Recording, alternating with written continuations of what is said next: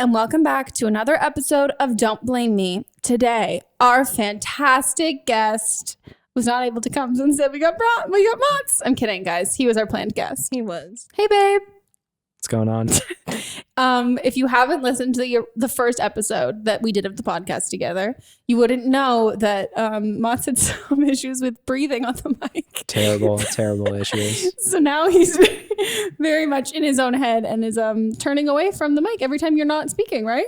Yeah, I just, I know I freaked out a lot of people and wasn't a great look. No, I did like the comments of people being like, I kept pausing the podcast, like, what is that noise?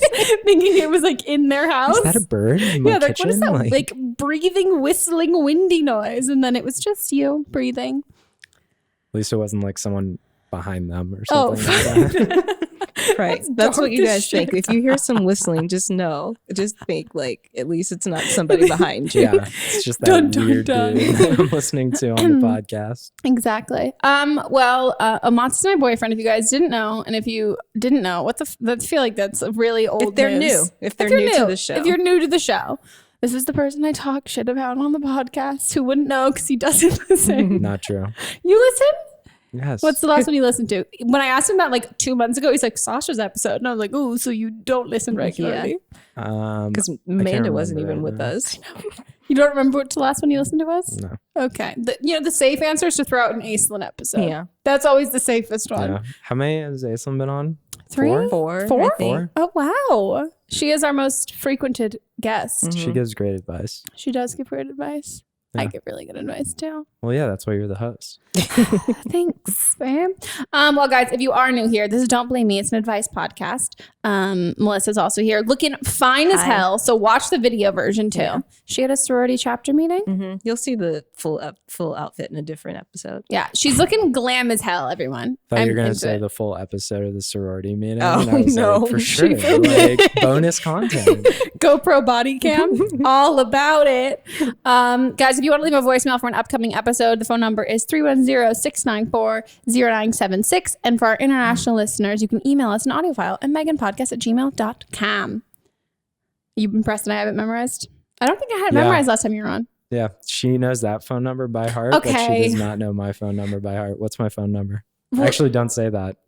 I only know your area code. She said that several times on this show. Though. That I don't know your phone number. In case something happens to her. I can call the podcast. Yeah, then she can call the podcast, but that's the only person she can call. Yeah, how often is the Google Voice account being checked? Well, it's like every day. Yeah. Oh, okay. Yeah. So Julie will be like, hey, Melissa, Megan's in jail. She left a voicemail. And then I'll get saved. Yeah. Or I'll call Sydney. And then Sydney can then call people. Yeah, because she can't do much in San Francisco. I'll be totally out of the loop, apparently. 100%. I can give everyone your area code. I have your phone number, so I'd call you. Exactly. Yeah. It'd be just a phone tree of someone be like, can anyone figure out if Megan's okay? Who can pick her up? So bad.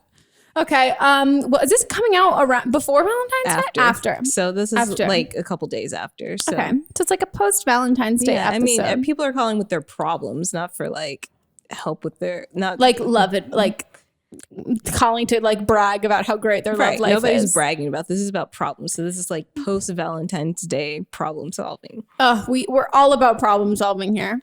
I like the drama more than like the gushy stuff anyway. Yeah. I don't want to hear about like your happiness. I want to hear about your shit. Okay, should we start? Let's do it. Let's begin. Hey, Megan. I'm 20 years old, and I'm in my 3rd year at college.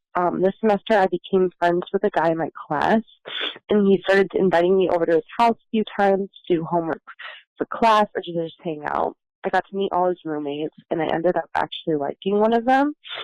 The issue is the guy in my class got in a fight with me because I was talking to him and then admitted that he had feelings for me, which I told him that I liked his roommate and was not attracted to him in that way. I don't know if I should stop talking to them because of this situation. I'm still very attracted to his roommate and want to have sex with him, honestly, which is pretty rare for me. But I stopped talking to him as much since the fight with his friends that's in my class. And I also don't want the guy that's in my class to feel like I'm leading him on. So if you have any advice on how you would navigate this situation. Thanks. Ooh. What? Why are you giving me that look? Do you want to start? Take it away. Actually had a very similar situation in college with one of my best friends. Yeah.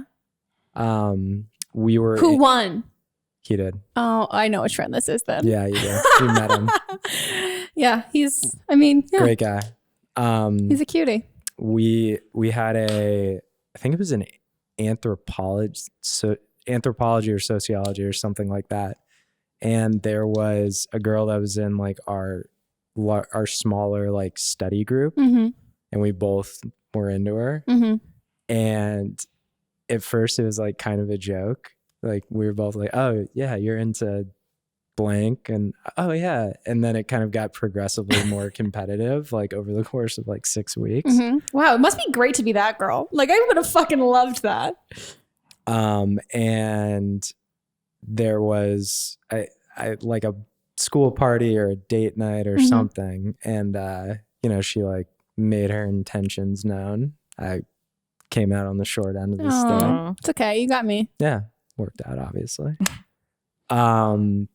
And I think like at that point, I know like she's asking for advice, but I wish the guy would kind of like, you can't control how anybody feels. And if that's the way she feels, like don't waste your time fighting with your friend or fighting with the girl, because it's not going to work in your favor anyway. Like you're out of college. I'm sure there are other like suitable like girls or people that you can hang out with that are not her. I just, in college, it just doesn't seem, unless you really like someone, you're in a relationship with them, it just seems kind of pointless to like attach so much weight to someone that just, doesn't feel the same way. Yeah, no, I think you're right. Cause I think the whole thing is like, it's not like, obviously the situation's not ideal, but it's also like, you didn't lead this guy on by being friends with him. Like that's the part that I'm like, okay, so you like, if you already were able to develop a crush on his roommate, you like obviously weren't doing anything romantic with this other guy. Like you guys were just friends. And so I think that's fine. I think if he does, maybe he has too much pride to say like the guy who likes you, maybe he has too much pride to say like, oh, it's going to be too hard to be friends. But like, yeah, maybe you do pull back because you don't, not like to not give him the wrong idea, but also just so like he can get over you. And then I think you're like kind of in the clear to talk to the roommate, but like that's the roommate's call. Like I don't think that unless this guy that from your class was like one of your really, really, really good friends, I don't think you owe him anything. Like, I think like you didn't lead him on or mislead him by being like flirting with him and all, right. Or not even. But then who she cares? Was honest with him too. Yeah, exactly. You've already told him that you're not interested in him. I also don't think it's her fault. I mean, her responsibility to protect like their roommate relationship. Like if his roommate wants to like, if he's also into you and like he wants to also pursue that, like I think that's on him and then their relationship. I don't think she has to do anything about it. And don't hang out like at their place. Hang out in other Just places. be respectful. Yeah. No, it kind of sounds like she wants to be the bigger person, but she's already been the bigger person. Like she was honest, I'm sure she wasn't like overly like cruel or mean with how she was honest. So like, I think you're right. Like you've already been the bigger person. You don't have to like worry about their relationship. That sounds like the guy's issue. Like if he can't separate those feelings, like that's something he has to work on. And just like one like general thing for guys, if a girl like agrees to be your study buddy or like you work together and like she goes to lunch with you at work or anything like that, doesn't mean the girl likes you. Yes. Yeah. That's not like the first indication that a girl likes you. That's like the first indication that she tolerates your as existence. A person, maybe as a person. And if anything develops past that, that's awesome. Yeah. But like, I don't know. There's a lot of guys who are like, oh, this girl, like, we occasionally go to like trivia night together. She must really want to have sex with me. Yeah. Like, no. Yeah. No, it's all the guys being like, oh, you led me on. You're like, I responded to you when you texted me. And when you asked me if I wanted to hang out, I said, sure. It's like, how is that leading on at all? Right. It's just being friends. Yeah. Or being friendly. And the whole thing is too, it's like, I don't know. I'm like a big fan of confrontation and just figuring shit out like right at the beginning. So like that kind of shit would drive me crazy. But I think you have every right to like do what you want to do without like avoiding just not going out of your way to do things that would hurt somebody's feelings in like not like a valid way. Like everyone's feelings are valid, but like you don't have to protect him and the relationship between him and his roommate because that's not up to you. And also, who knows, maybe his roommate will be like, oh no, this is going to be too difficult for me. This is going to be awkward. So I'm not going to make that call. So I wouldn't stress about it because it's not your responsibility to make those calls. Like let them deal with the messy shit. Even though I like throwing myself into the messy shit. I'm like, this is fun, confrontation. Except other people's. You just roll your eyes. A little bit. We have video proof. No comment. Okay. Fuck off. Everybody just rewind 20 seconds and comment below. Did he roll his eyes at me? Video can be doctored. Fake news. Exactly. Oh, fuck off. Okay. Should we go on to the next? Hi, Megan. I am 18 years old, and I just have a quick question. So I have been super attracted to bad boys my whole life. Like boys with problems, boys that like have mommy issues, just like boys that have a lot of problems.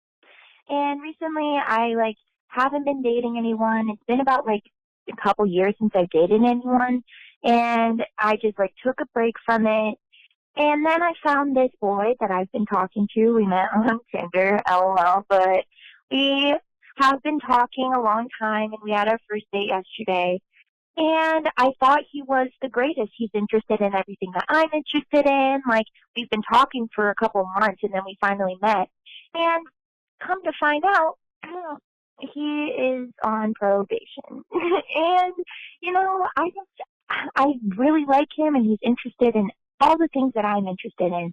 But I don't know if I should go on with this. Like, I just don't know if bad boys are my thing, like if I should stay away. But I really like him and I really enjoy him, and we are super similar. We've gone through dramatic weight loss and stuff like that, like super similar. So my question is, should I keep this going even though he is on probation and he does have a history, or should I cut it off because it's not good for me in the long run? You can be completely honest. I fully give you permission, and I love your podcast and your show. I listen every week, and yeah, I love you. Goodbye. I love 18-year-olds' capacity to sound like they've like lived the life. Don't be mean. No, you've like experienced life, but like also realize you're 18. You have a lot of life to go. Yeah, that's very true. Okay, as somebody who like likes bad boys, Mott's is not a bad boy. I mean, let's be real. You kind of are. You're not a bad. No, you're not. You're probably. You're 100% the least bad boy I've ever like dated. But like, you're still like a former fuck boy. There's a difference between a fuck boy and a bad boy, though. No, that's what I mean. Like, that's like, this is like, not that I was gonna say I settled for something. No, but I'm saying like, it's not like as much as like I dated like terrible bad boys. That's the whole thing. It's like, you just have to figure out what it is that you're attracted to in that. So then like for me, I dated a bunch of drug dealers. Like I had a whole string of dating drug dealers and drug addicts, like that whole thing. And so for me, it was kind of like, when I like looked at it from that perspective of like, oh, I'm into guys like this, who are like, yeah, fuck the school, I'm gonna get expelled. And then like as I got into college, like, fuck the police, like I'm gonna do stupid shit, like dating NWA.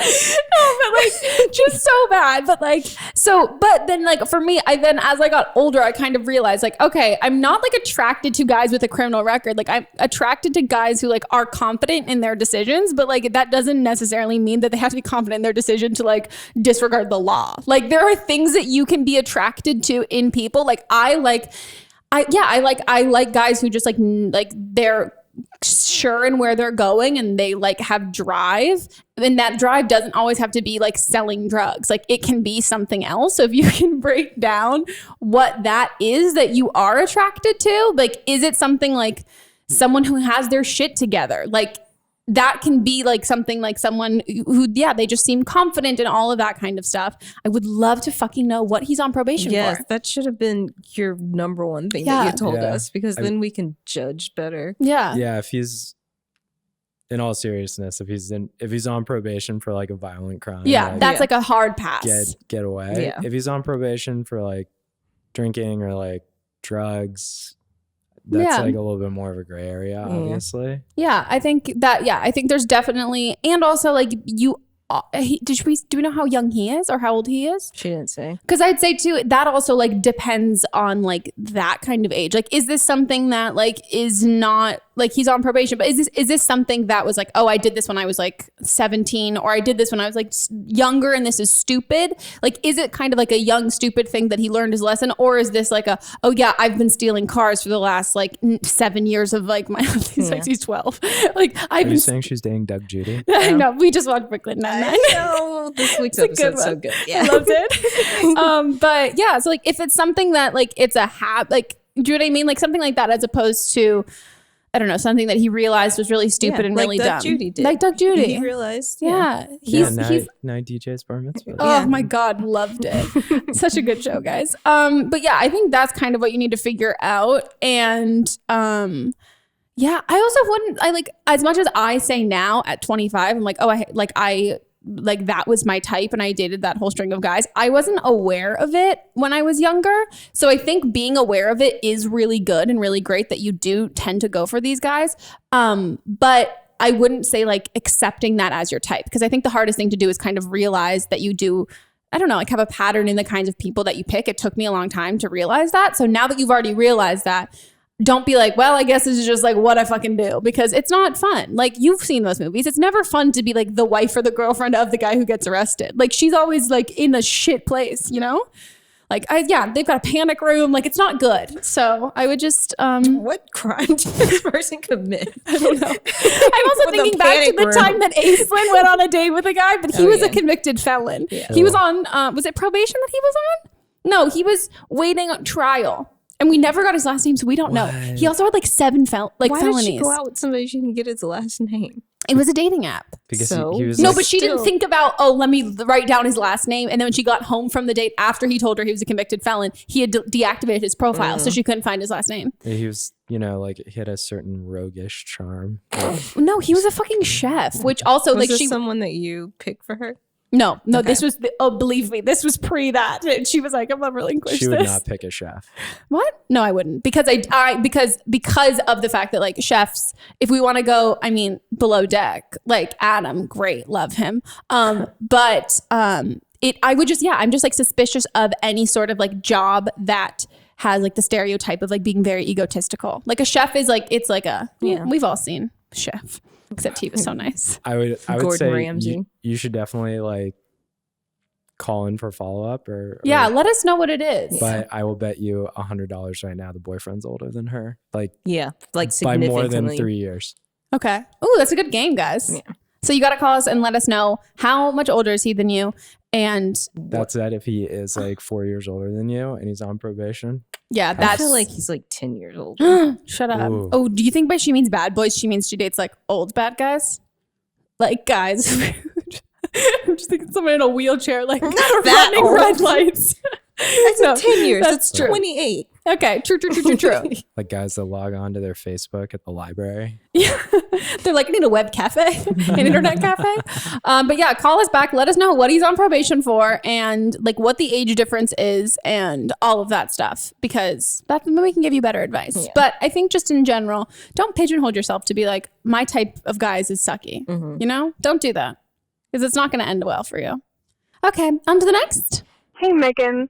I am recently turned 22, and I am in this amazing relationship with my boyfriend, and we are actually expecting our first baby in May. But my question is that whenever me and him first started dating, we obviously had a very open conversation about sex and what we like out of sex, our experience with sex, and then also the topic of sexual partners came up. And you know, he told me that he'd only been with 3 people, and then I told him I'd only been with 1, when actuality I've been with 3 as well. But in my mind, I don't count 2 of them because they were like one night stands, and there was horrible sex, and I never saw those guys again. So they don't count to me, but I don't know if that is me lying to him, you know? So sometimes I feel guilty that, you know, I told him the number that isn't, you know, exactly correct. But other times it's like, does it matter? Does it need to matter to him if it doesn't matter to me? So I don't know. I'm just curious what you think or your thoughts on that. Thanks so much. Well, my instinct reaction is my number is like a guesstimate. So I don't think that like being 2 off is bad at all. Even if that means that like you know what I mean? Like if that means you're forgetting 2, I feel like I might forget 2, and I wouldn't consider that lying. I also think that as just women in general, if sex is so terrible, you shouldn't have to count it. Mm-hmm. And also you don't have to count anything in general. Like if you don't want to, yeah, I mean, I don't think that's like a big deal. I think if he was like, if you had told him that he was the only person you had ever slept with, I think that can kind of be a little off. But I mean, I think just like she said, like if it doesn't matter to her, why, like, do you know what I mean? Like even then telling him, it's going to sound like it matters to you, and that it should, like, I'm a big believer in like, if you don't think that there's like validity to something or something's not important to you, by bringing it up you make it important, even if you're like, oh, by the way, this isn't important. But like the second that you kind of give it that space, like it makes like it seem. Do you disagree?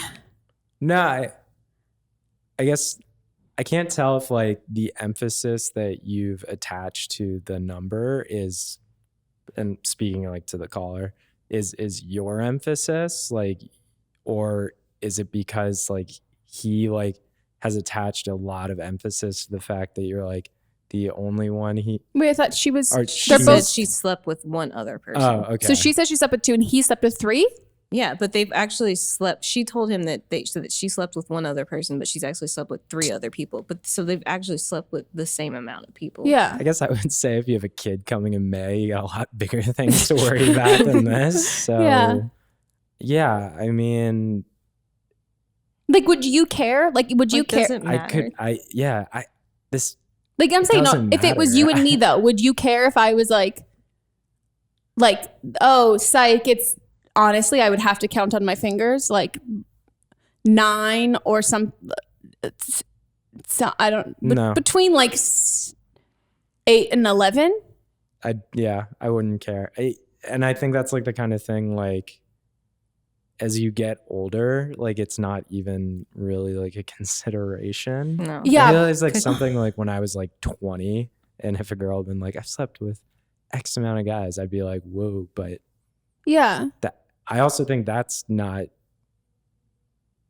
like, as a younger guy, I probably shouldn't have reacted that way. It's like this weird emphasis that has been built up. Well, yeah, I was going to say, I agree, because I think like I remember numbers was a huge thing in high school, like talking about it then. So because you guys got together young, that conversation's probably still happening with your peers and stuff. And like your friends are still like asking. Like I remember when I was in college, I like would ask guys that I was like hooking up with, most of them if I was sober and we were having conversations of being like, oh, like who I was dating, I was like, oh, how many partners have you had? But then as I got older, it was like, when was the last time you got tested? Like it didn't become about like the number once you kind of get older.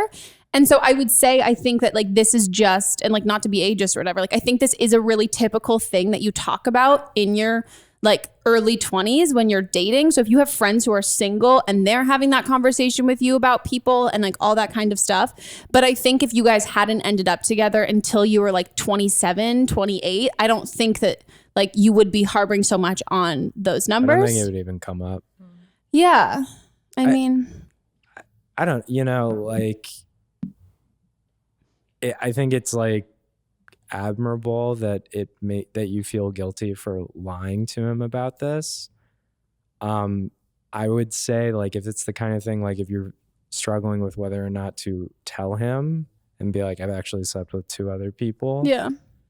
If it's really going to upset him, I don't know if I would bring it up. Yeah. No, I think the whole thing is like, you're saying that I think what you're asking, and I might be wrong, is like, if you should care about this more than you do, because you're saying, like, what she's saying is that, like, she's like, I don't find this important at all, but like, should I find this important? Because like the number is not huge. Do you know what I mean? Like there's only they've slept with the same amount. Exactly. Of people. Yeah. So I don't think that this is like, I think you should care less. Yeah. This is not like a Monica and Richard situation. We just watched that last night too, where Richard has slept with 2 people. 2 people. And then Monica said that she had slept with less than a ballpark. Yeah. And he was like, what? Friends. And like panicked.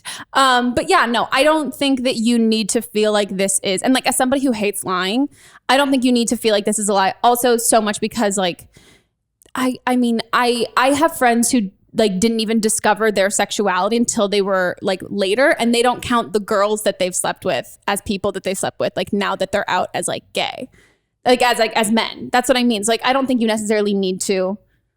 I think this I is say like a don't say. non-issue. Yeah. Like you should be thinking about the child that is going to be entering your life very soon. Why, and wondering why you feel guilty. It feels Yeah. like there's like Yeah. a root to something. Like, why is the reason that you feel guilty about this? Yeah, that's a good point. That's a great point. Yeah. So reflect on that and don't worry so much about the other stuff.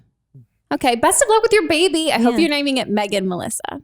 Oh, I like that. Isn't that a good name? It is a great name. So cute. Do you want to be Mott's in it too? Amanda in it too? All of us? Okay, guys, we're going to take a quick break and we'll be right back.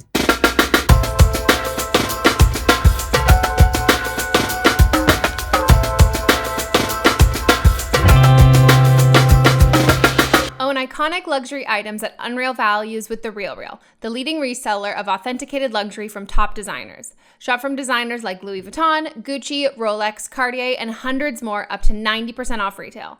New arrivals come in daily, and every single item is authenticated by The RealReal's team of experts. In fact, The RealReal employs over 100 brand authenticators, gemologists, horologists, and art curators from around the globe who inspect thousands of items each day to ensure that every item is 100% authentic. Shop and consign women and men's luxury fashion, as well as fine jewelry, watches, art, and home. Shop online, visit one of their stores in Soho or West Hollywood, or visit one of their luxury consignment offices in Chicago, Dallas, Miami, San Francisco, and Washington, D.C. New customers receive an automatic $25 off at checkout. I'm a huge fan of The RealReal. You guys know I'm a huge fan of, let's be real. I love shopping. I love window shopping. And I also especially love like shopping when it involves like sleuthing for a hunt. It combines like my favorite things, like stalking people online in like a healthy way and finding really, really, really cute fashion and home deals and everything like that. I have been in the market for a new purse for a long time, also because I'm wanting to sell a couple of mine. So I have been deciding between like, do I want a cute backpack? Do I want a crossbody bag? But I've been having so much fun finding really cool like vintage pieces that I know that a lot of people won't have automatically, which I have been loving. And the prices are so much cheaper than getting them at the store. I feel like I've said it before, but it's like getting a car from like the dealership and you drive it off the lot and you're like, oh wow, this isn't worth as much. So I'm a huge fan of getting anything at a consignment price. Shop in-store, online, or download the app and get 20% off select items with the promo code REAL. That's realreal.com, promo code REAL for 20% off select items. Imagine if you could chat with doctors anytime from your phone, get prescribed online, and get birth control delivered straight to your door every month with automatic refills. Enter Nurx, the game-changing company that's here to make getting birth control easier. Nurx offers end-to-end care without ever having to leave your home. It means paying for fewer doctor's visits, skipping pharmacy lines, and no more forgetting to pick up your refill every month. Plus, if you don't have insurance, it's the most affordable option out there. And if you do have insurance, it could be completely free. Just go to their website or their app, answer a few health questions for their certified doctors. They carry over 50 brands of birth control, so you can choose your go-to, or their medical team will help find the best option for you. It's all safe and secure and HIPAA compliant. Go to nurx.com/blame for a $20 credit and get birth control at your doorstep in less than a week. That's nurx.com/blame. If there's something interfering with your happiness or preventing you from achieving your goals, Betterhelp Online Counseling can help. Betterhelp offers licensed professional counselors who are specialized in issues such as depression, anxiety, relationships, trauma, anger, family conflicts, LGBT matters, grief, self-esteem, and more. Connect with your personal counselor in a safe and private online environment, and get help at your own time and at your own pace. Anything you share is confidential, and it's so convenient you can schedule a secure video or phone session as well as chat and text with your therapist. If for some reason you are not happy with your counselor, though, you can request a new one at any time for no additional charge. Best of all, it's a truly affordable option. Don't blame me with Meghan Rienks listeners. Get 10% off your first month with the discount code BLAME. So why not get started today? Go to betterhelp.com/blame. Then simply fill out a questionnaire to help them assess your needs and get matched with a counselor you'll love. That's betterhelp.com/blame. Okay, guys, we are back from our break and we're going to hop into the rest of the calls. Hey, Megan. So I am 21, and my best friend is also 21. She's a few months older than me. She turned 21 in July, and I turned 21 in September. So basically, okay, a little backstory. So my best friend has a boyfriend, and they've been together for less than 6 months. And she basically told me the other day that they are planning on getting married. And I have nothing against, young marriage. I think it's the sweetest thing ever. I follow a few bloggers who are married young, and I love them. It's, yes. But in my opinion, marriage is just such an important decision that I feel like she's just, doing it quickly because, she loves him, and because, they'll be good together, and because, it would help him get his papers because he's Portuguese and he's doesn't have his documentation. So basically, it's just crazy because we've talked about it, and I'm okay, I support you. But whenever I bring up are you sure? Mind you, he's only 20. I didn't add that. He's only 20 years old. He has a good financial job. He gets paid good. But they don't live on their own yet. And my family is very big on if you get married, you move out, you have your own life, you're grown. And I just I know you're gonna say it's none of my business because it really isn't, but she's literally a sister to me, and I just don't want her to get married and then something happens down the line, and it's just I don't want to be I told you to wait, but it's how, basically my question is, how do I come about not making her wait, but making her notice that she's doing it too soon? Because I know her the back of my hand, and she's literally she's rushing into this to help him get his papers, and I know that's the reason, and it just gives me literally so much anxiety. I know it's not my life, but she's my best friend, and I love her, and I want the best for her. So yeah, just please give me some advice because I don't know what to do with her. Thanks. Bye. True story. We had a friend when we first moved out here. A friend of a friend. He was this French guy, and he legit ran this scam to get his papers. Mm. Okay. He found a girl in a West Hollywood club. French guy, dated her for a couple months. Very tall, good looking, suave guy. They got a quickie marriage and then got divorced 5 months later. I have no idea. Doesn't have to be a year. It has to be a year, right? Doesn't it? Yeah, it's got to be longer. Then whatever, the for it shortest to not look amount of suspicious, time. it's You usually watched the proposal. Years. Come on. Oh, true. It's a proposal situation. Yeah, I have a friend Except that with Paulo Lisbon. I have a friend that did marry a guy. This was before gay marriage was legal, and she married a gay guy because he needed his papers. Yeah. And it was a shit show for her, and she didn't even have feelings for him at all. So if your friend actually has feelings, then I just can't imagine if they don't end up working out. Like, I can't imagine this being good. Well, yeah, I can't see this one working well, out. this is what I'm gonna say though. So one of my friends, her boyfriend is Italian, and her boyfriend is Italian, and they'd been together for a good amount of time. Like, it was definitely more than 6 months, but like it wasn't a crazy long amount of time. And like they had to have serious conversations like pretty early on about like, okay, I'm here on like a student or work visa. And like, if they were going to continue dating, are we going to do that long distance, or like what would happen? And they had like a serious conversation about like, they thought like, you know what, like push comes to shove, like we would probably get married. Like it would just make it easier in that sense of it. And it wasn't like such a serious thing. He ended up getting his green card in the lottery, in a green card lottery. So they ended up not getting married.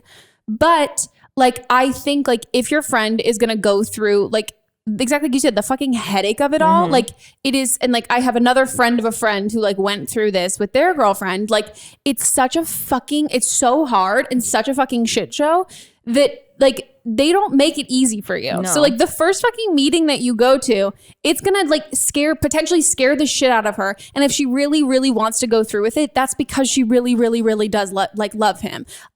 She's going to be, as much as you're trying to protect her, more than anything, like the United States is like, hey, fuck off, we don't want anybody here, that kind of thing. Like, so I don't think that you need to like play that like voice of reason, because no matter what, it's gonna come from a personal place as a friend versus like someone who's like a third party, like government employee, who's going to be trying to like really like rattle them in a way that really see how much she wants it. And I think the only thing that happens from you inserting yourself in the situation is just going to make her mad at you and resent you.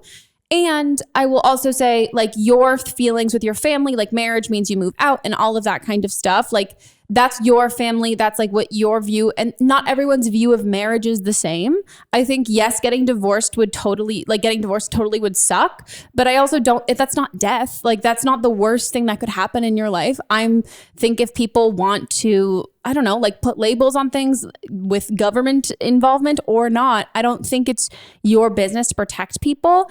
And you just, you need to let people make their own mistakes. But at the same time, maybe there's like a part of you that like doesn't like, I mean, if my best friend got married at like 21, I would be pissed, because I would be like, I was like single at 21. And it was kind of like, well, you're my best friend. Like, I don't want this.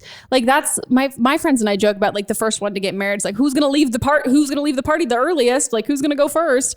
And I think like maybe there's a part of you that doesn't, feel like you end up going to losing your friend to the situation, which I think then just make an effort with your friendship with her. But if you spend your whole time in your friendship and she's basically like your sister, like giving her advice, like unsolicited advice on this, I just don't think then if anything did happen, she's not going to come to you because she doesn't feel like you're going to be able to like listen and support her without saying, I told you so.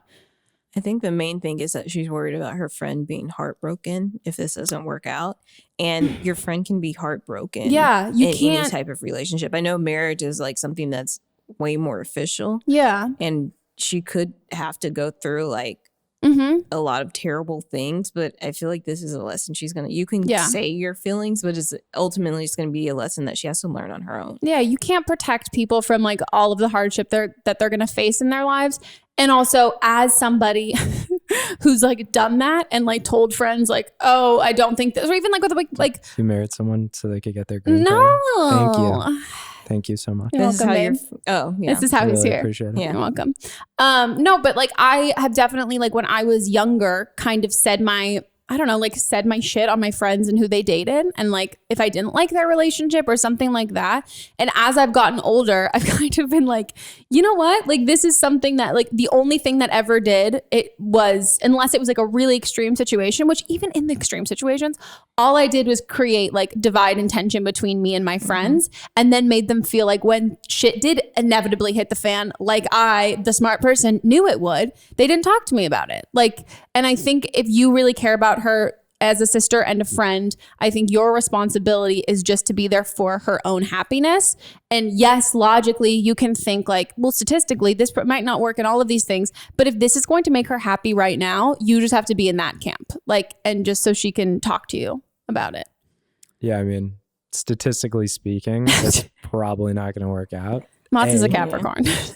That's young true. marriage, It's, like much higher rate of attrition, and with the extra like variable of a non-American national getting married. I think your instincts are probably right, but if your instinct is you don't want to lose your friend, Meghan is probably right. You really should probably keep your peace, and if things work out, then that's a really great story and congratulations to them. And if it doesn't, then that's when you can kind of swoop in as a good friend and be like, it sucks. Yeah. As Meghan said, it's not death or, like a health scare or anything. It's something that can be worked through, and then you can be the great friend that sounds like you are then. I would say the only thing I'll add to that is I don't know if you've said anything to her already or if this is just like subtle hints, but I think like you do, if it will make you feel better, I also think it could be a great thing just to like take her to coffee and be like, I just want to have a conversation with you. I know you are so happy and you're so in love, but I just want to let you know at any point during this and say like, I really like him. I think he's awesome. I think you guys are great together. You seem so happy. I know that like this is going to be a really difficult process. And I just want you to know at any point, if you start to freak out and you're like, oh my gosh, am I making the right decision? Like, talk to me about it. Like, I'm going to be here for you through the whole thing. So open up that door of communication, because maybe she is panicking and freaking out underneath it all, and no, you haven't said anything. But I think if you just kind of lay it there of being like, hey, how can I help you during this process to like make this easier for you? Like, I know this is going to be a tough time. Like, let me know what I can do. And like, I'm your best friend. Like, I'm always here. Like, if you need anything, she'll know what that means. And then you can kind of keep that line of communication open. But if you've already said shit on shit on shit on shit, I think like this is where you just like stop and you're just supportive of her happiness. And cross your fingers that it works out. On to the next. Hi, Meghan. I am 28 years old, and I am married to my husband. We've been married for 3 years, and we have a new baby. And he's a really great husband, a great dad. We're best friends and soulmates. The only problem is he doesn't really understand, in my perspective, mental health as far as anxiety, social anxiety, and depression. So I suffer from all three. Lucky me, every once in a while. I usually deal with it pretty well. I've had it for as long as I can remember, so I have my own little techniques to deal with it. But recently I've decided that I need to be telling people when I'm not feeling the best. So if I'm feeling anxious or dissociative, I feel like I need to let him know, because if I don't, it'll come out as me having anger or just being sad and snapping at him for no reason. So last night I was sitting on the couch and I just got hit with a wave of anxiety, I guess, and kind of like feeling like I wasn't there. So I told him, hey, I'm not feeling that great today, and I just want to let you know that. And his response was, well, what's wrong? We have a perfect life. We have a great life. Everything's fine. What's the problem? And we've had this conversation many times before, and then it leads to an argument, and it leads to him being mad at me, and then I'm even more upset, and I'm crying, and then he storms away because he doesn't understand. So what I'm wondering is, how do you deal with your significant other or friends or family, and whenever you're trying to express your mental health to them and they just don't understand it? And he wants to try to help, and I try to tell him all I need him to do is just comfort me, maybe give me a hug, but he still really doesn't get it. And I'd hate it to become arguments, because that's the last thing you want to do when you're feeling depressed or anxious, is to argue. Okay, so if you have any advice for that, that'd be great. Thank you. Love your podcast. Bye. I figured this would be the perfect one for this episode. Mott's is feeling targeted. So did you like put, like, is this like one of your friends that's No. just calling No. in? No, I know. Well, we're all friends. We are all friends. Yeah. They're little fuckers in us. Well, as if our facial expressions didn't give it away, this is obviously very pertinent to our lives, this call. I guess I would say, as someone has been in your husband's position, and like we've been making jokes over the podcast that I'm a Capricorn. The generalization is that Capricorns like are unemotional and very like cold, and which I'm an Aquarius, so holds some water, kind of true. Yeah. There's some truth to that. Certainly with me, like I will fully say that like emotion and like overt emotion is definitely something that like makes me uncomfortable, and like I definitely have to think about it more and like be more aware of like how I react to it, because my normal reaction is to be like, peace. It feels good. But I would say like you should just you have to like keep talking to your husband, because that's the only thing that's like really helped me with like that, because I like what you just described is something that has happened to us like many times. Well, not many times, but okay, many times. And you just have to you have to talk about when it's as you just described in the call, which is random and very much like sometimes it just comes on, and there's not a reason, there's not a trigger, there's not anything like tangible in the moment that makes you feel that way. It's just something that happens to you and you have to deal with it. And I would say the other thing that's important is when it does happen and there is a reason, like something happens, you feel sad about it, you need to talk about that too. Because I think like being very like communicative about the times when it's just there isn't a trigger and the times that there are will be like helpful for him to like be more empathetic, more understanding, and more better equipped to not storm off, I guess, if that makes sense. Yeah, no, I would say, I think like, I don't know what you've talked to him about and like things that make you feel better, but we've had that conversation so many times of like, yeah, this will happen where I will just like be feeling anxious or depressed. And then you'll be like, are we okay? And I'm like, yeah. And then it becomes like, we're arguing about like the origin of it. And I think you're right in the sense that like you should be telling him when it's sparked by something and when it's not sparked by anything. And then also like we've had conversations when I'm not feeling that way, like maybe a day after or something like that, where it'll be like, hey, FYI in general, when I'm feeling really shitty like this is what like will make me feel better, and just reminding of it. And I think like I will even say like it's really hard when you're feeling shitty to then be patient with somebody else and their reaction to it.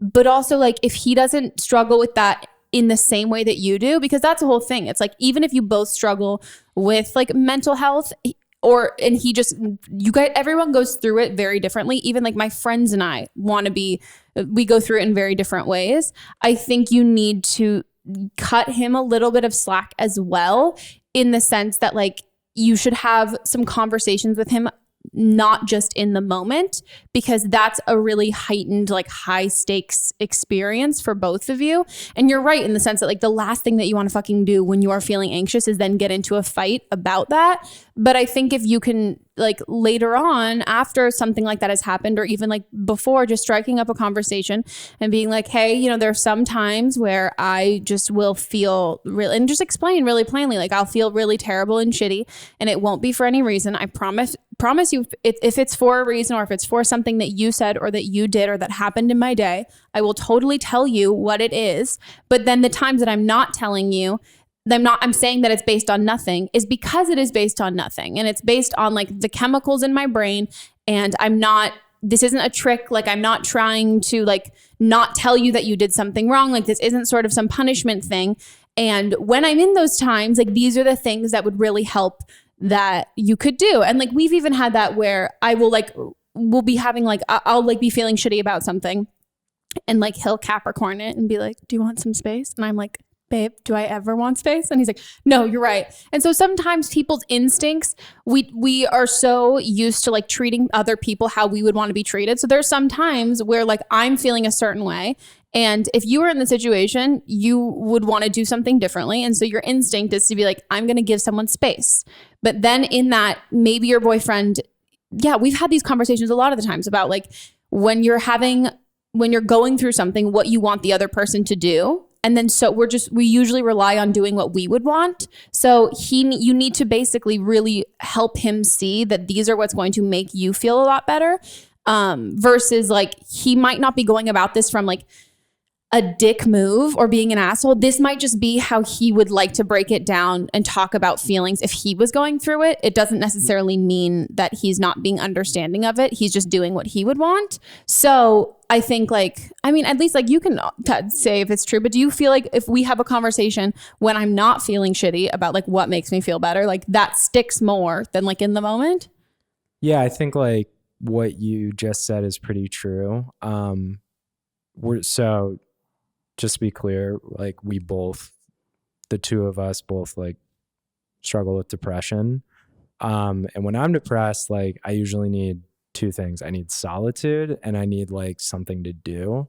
So the number one thing I do when I'm depressed and I'm not at work or like otherwise occupied, is go hit golf balls, because you're by yourself and you're doing something that like takes your mind off whatever is like upsetting you or the fact that you are upset. And so when we were dating earlier in our relationship, because that worked for me, it's human to assume that it works for everyone else. That Meghan, you want to go hit golf balls? No, but no, like, I know. like, you know, like, oh, Activity. if you're not feeling well, like, you know, you need some space. And then like, do you want to, you know, read a book or whatever? And that doesn't work for everyone. I think like when you're talking to him, as Meghan said, probably better not to get super deep into it in the moment. Wait until like the day after if you want to be like, hey, yesterday I was feeling really down. When I'm feeling really down, it would really mean a lot to me if instead of like saying, you know, you can't be depressed because we have a great life, which is like, doesn't work that way, dude. You know, can you know, it'd be great if you would just like sit down and put your arm around me, or like, you know, like, I don't know if your boyfriend's like a naturally funny guy, or like, it'd be great if you sat down and put your arm around me and like told me a funny story or like whatever. But you know, that just, you know, goes back to my earlier point, is you have to be like really overly communicative, because when we started dating, especially after we started living together, because I think it's obviously a lot different when you live together. When you don't, you kind of don't have these moments as much. We, you know, it took some time still working on it, but it definitely took some time to like realize that like what I need when I'm not feeling great is like very different from what Meghan needs. And we to this day, like we still work on it. Like there are still times when like I'm depressed and Meghan's like, you know, her instinct. Do you want to like, hug? Do you want to talk? Do you want to be clingy? Do you want to, you know, like and I'm like, no, I really just need to like, I'm going to go like read my book or like watch something that like is meaningful to me, or go hit golf balls. And there's still times when Megan gets depressed. I'm like, oh, this is probably a good time for me to go, watch like Netflix or not. So yeah. But you just have to be really, especially if he doesn't know like what that feels like. Like if he's like a type A, always on up person, like you have to be way, way like over the top communicative with him. Yeah. And I think the last thing I'll end on is like in the moment when you're feeling really anxious and depressed, I think the most important thing is that's not a teaching moment for him. That's like a self-preservation, self-care moment for you. So if you're feeling that way, I don't think it's the time to dive into that kind of conversation. And if he starts to say something like that, just be like, can I just have a hug? That's all. Just say exactly what you want from him. And just be like, I don't really want to talk. Can you just cuddle me? Okay. Is it time for I wrote it down so I didn't forget this time. It's going to be 4 words that we just can't do. It's don't blame them. Don't blame them. Which should be easy to remember. Very easy. You change one. Wait, so this is the true test of the last episode you listened to. Yeah. What is this? Ooh. That means you haven't listened in like a whole season. Yeah. No, that's not true. No, but what's don't blame them? No, I like... You just listen to the first 2 minutes and then cut it off. Yeah. No, I listen to like I listen to the calls. But yes. Okay, I'll explain it to your guest. So this is when listeners call in and they give their own advice on previous episodes. Yeah, he has not listened in a long time. Mm-mm. That's okay. I told you. I also told him to like lean back out of it because I was talking about him a lot, and I was like, you might not want to listen. So this is from the episode with Zach Cornfield, where it's a good episode. It's a good episode. I really love that one. So the original caller, she was getting weird things in the mailbox from her ex, like Target cards and just money. Yeah. And she hated that he was just like showing up on her property. Yeah, that's weird. He wouldn't really say anything. Also, Target card, step it up. Come on. Yeah, they're gonna send maybe something. An Olive Garden gift certificate. Sephora, Amazon. Right. Amazon would be the ultimate. Outback Steakhouse. That you really want to get back into her heart? A couple blooming onions. That sounds good. And so the person that's calling in with their advice has similar situation. Oh my God, all of you guys have stalkers. I've never had I know I shouldn't be jealous, but But you have gotten a restraining order, haven't you? Oh, true. Yeah. So it's not as cool. I don't know. I told you the story about not stalker, but. Oh yeah. That's a good one. Hi, Megan and Melissa. I just want to give some advice for one of the callers. This is the episode with Zach, and this is the last call where the girl broke up with her boyfriend that they've been dating for 2.5 years, and he sends her stuff in the mail, and she's uncomfortable. You mentioned that, if he continues to come to her house, that she can get a restraining order.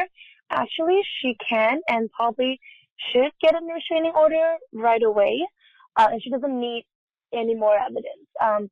I was also in a relationship for 2.5 years where my ex was extremely toxic and emotionally and just verbally abusive. And what happened was when we broke up, he didn't take it very well, and I was scared to death. So what I did was I took screenshots of every single thing he's said to me, and then I printed all of them out and I filed for a restraining order. And then we summoned him, we took him to court, and with the evidence that I had provided, which were just merely screenshots, the judge granted me a restraining order. And even if he doesn't show up for court, given the evidence that I've had, I could have still gotten a restraining order. So the caller shouldn't have to wait any longer. If she feels uncomfortable, she should probably go and file a restraining order right now, today. And it's free. And even if, she feels like he's no longer a threat, it's just for that peace of mind, that knowing that if he does ever try anything again, he's going to get in trouble. So that's that. Not to defend myself, but I did say it, and you probably didn't hear on the original call, that it depends on what state you're in. So I had said I didn't know what state that she was in. So my only experience with restraining orders is in California. And I also don't even know if it's different county to county. Like what I... No, I don't know. I think it would be state law. Yeah. All I know is my lawyer had told me when I was like, how do I get a restraining order?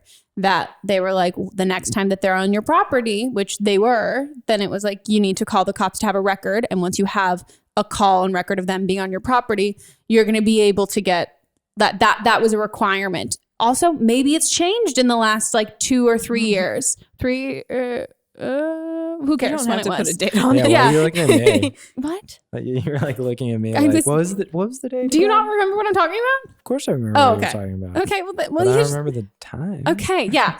So I don't know if that's also changed. So yeah, no, I definitely think like 100% that's the thing that you should go through. And I think it's great. Hopefully California has actually changed the laws where you don't need to have had them on your property, which I always thought was really fucking backwards. And it made no sense for like celebrities who had stalkers, where it was like, oh no, you have, the next time they're on your property, you need to like call. And it was like, this is so creepy that you kind of have to wait for this. And I had a friend who, it took her a really long time to get a restraining order against somebody who was like violent, because she had to wait until like it posed an imminent threat, like physically, like in like a certain vicinity, like of where she lived.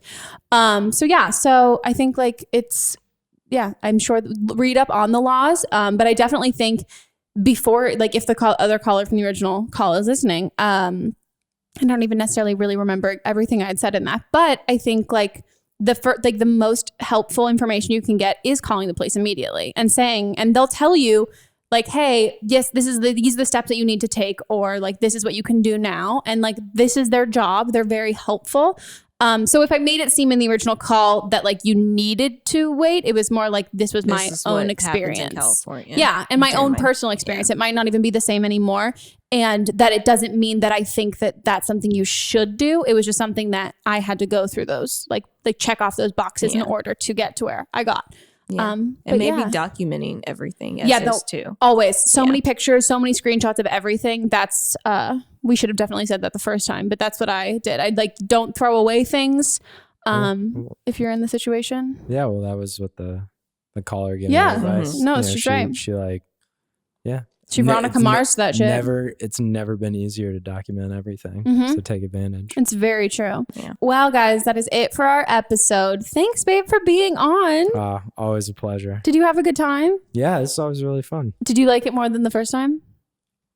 I thought the advice was a little bit better this time. I will say that the one call we had the last time about Wait, I don't even remember. Oh, you don't remember It this? was a whole year ago. Yeah. Yeah, about the young woman whose boyfriend's mom was like really good friends with his ex-girlfriend. Oh, do you not remember that? yeah. No, yeah, Oh my yeah, God, yeah. That has lived with me. That was such an entertaining. But you have to keep in mind that we hear like we a hear lot of calls. so much shit. Not shit, but like we hear a lot. Yeah. But that was like I go mean- back and listen to that episode. Okay, we It's will. comedy. One of the boyfriend's mom ones that forever lives in my brain is the boyfriend's mom who told the girl that she needed to get a boob job because her boobs were too small. He hasn't listened Ooh. because that was recent. It was recent. So, well, Have to catch up.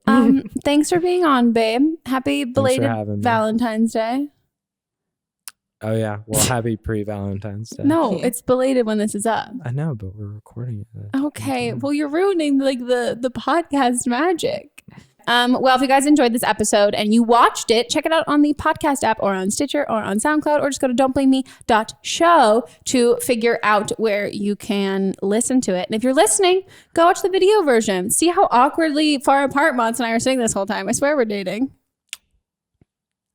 Yep, there's an awkward handhold, all of it.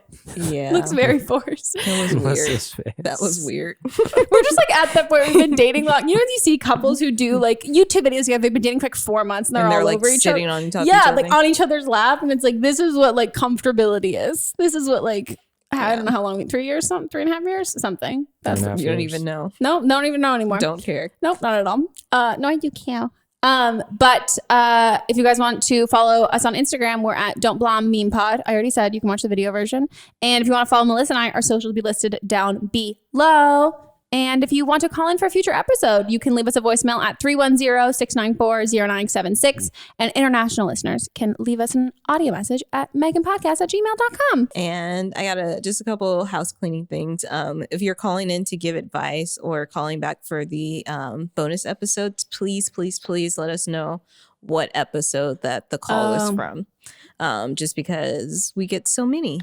Okay. Well, guys, we'll see you next time. Goodbye.